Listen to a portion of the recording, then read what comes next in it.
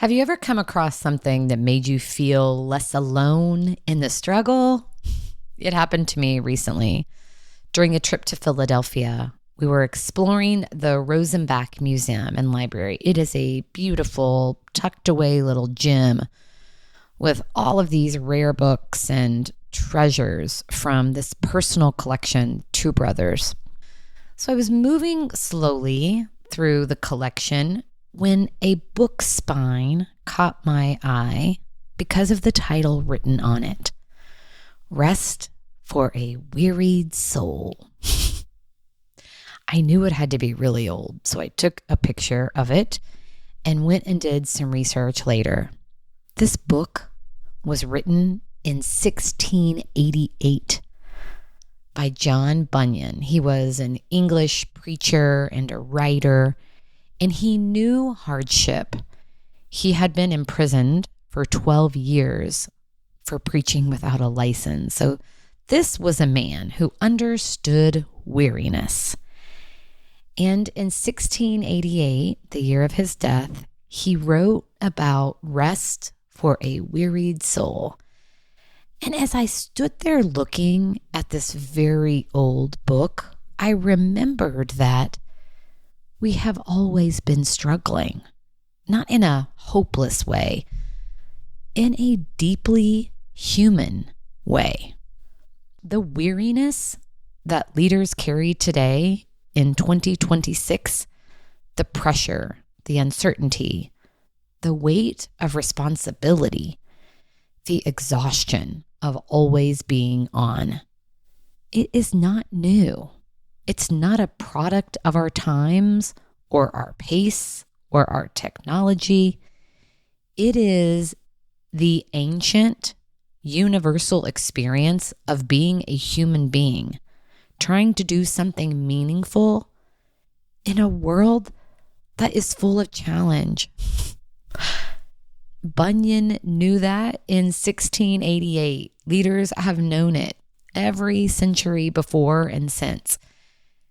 And here we are, still needing rest for our wearied souls, as we always will.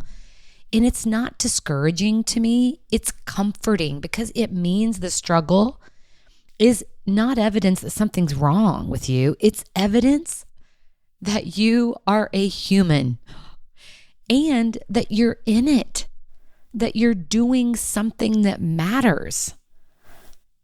And it means the answer has always been the same. Rest, not as a last resort, not as a reward, as a practice, as recognition that the wearied soul needs tending regularly, intentionally, without apology. Yeah, the answer is to pause, to give yourself a minute, a week, whatever you need. Because leadership is a daily personal challenge for every single human. And the real work isn't just the strategy and the execution and the people development. It is the inner work, the noticing what's going on, noticing that my soul is wearied and that I need a break. Recognizing how you are actually feeling, not the performed version, not the fine, I'm fine version, the honest, the actual version, and then doing what you need to get what you need. Some days it's a hard conversation. Some days it's a long walk. Some days it's silence.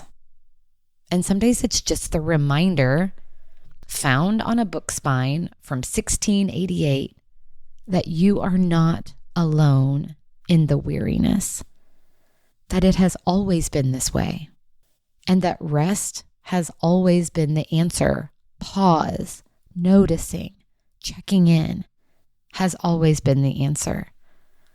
Rest for a wearied soul. 336 years later, still the most relevant leadership advice there is. So how is your soul right now? Checking in with yourself is the work. How is your soul, not your schedule, not your output, not your to-do list, your soul, and what does it need? Give it that, whatever it is. What a great way to take care of yourself and ultimately each other.